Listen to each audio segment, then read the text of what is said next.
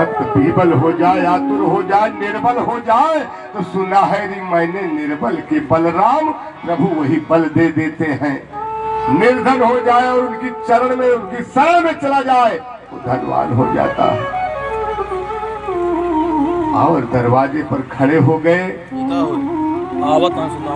तो परमात्मा के यहाँ प्रभु की कृपा इतनी बड़ी है कि द्वारपाल जब देखा उस दुर्बल को, उनके पास गए, प्रणाम किया और कहा, तुम कौन हो भैया, कहाँ जा रहे हो? कहा, ये भैया हमारे बचपन के मित्र कृष्ण थे, क्या उन्हीं का तो घर नहीं है? कहा, नहीं महाराज, ये तो द्वारकाधीश का महल है, कृष्ण का तो नहीं है। अब वो द्वारकाधीश बन चुके, लेकिन कहा, नहीं, मैं चाहता हूं, प्रभु से बताता हूं।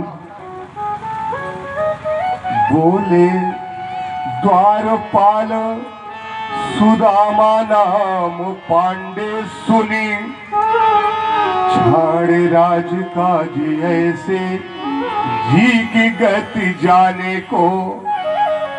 द्वारिका के नाथ हाथ धाये गए ही पाँव भरी, भंक अंक लपटाय दुख साने को।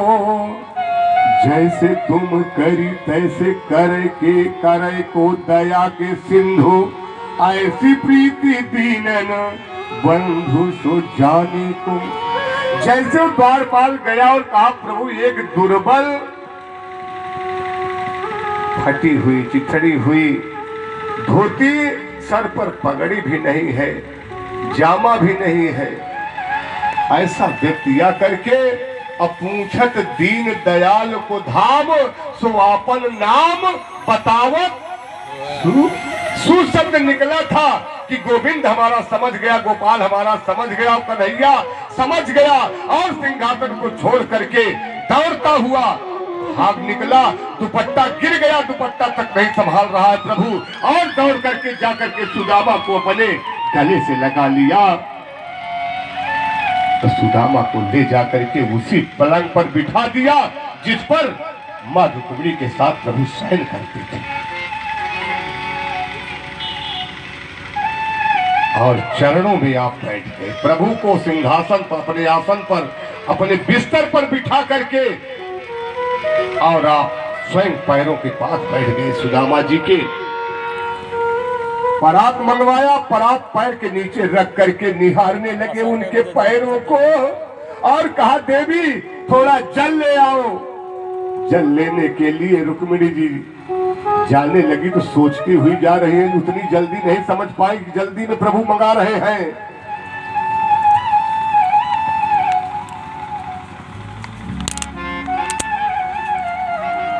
देखे के हाल विवाहिन के, पग कंटक जाल लगे पुन जोए।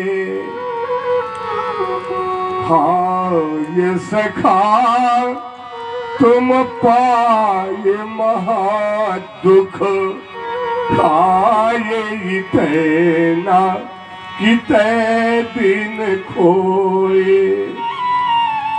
तो देखी सुदामा की दीन दशा,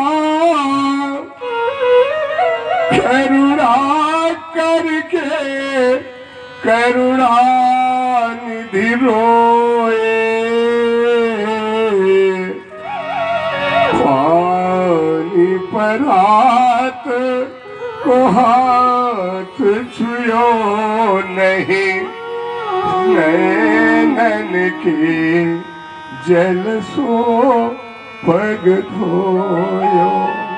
पानी परात को हाथ छुयो नहीं, नैनन के जल सो पग धोयो। रुक्मिणी मैया को जल लाने में विलंब हुआ। प्रभु इतना रोए कि सुदामा का दोनों पैर धुल गया। पैर जब धुल गया, धुल रहे हाथ से सहला करके, तो हाथों में जो उनके पैरों में कांटे गड़े हैं वो जब चुभने लगे तो कांटों को निकाल निकाल करके हमारा परमात्मा बगल रख रहा। एक कांटा उस बेवाय में थोड़ा अंदर चला गया था, उसमें नाखून जब प्रभु का नहीं पहुंच रहा है तो कहा देवी थोड़ा सुई लेती आओ, हमारे भक्त के गहराई में कांटा चला गया है। रुक्मिणी मैया सुई लाने में विलंब कर रही है। प्रभु हमारे पैरों को उठा करके अपने आगे के दो दांतों से जब कांटा खींचने लगे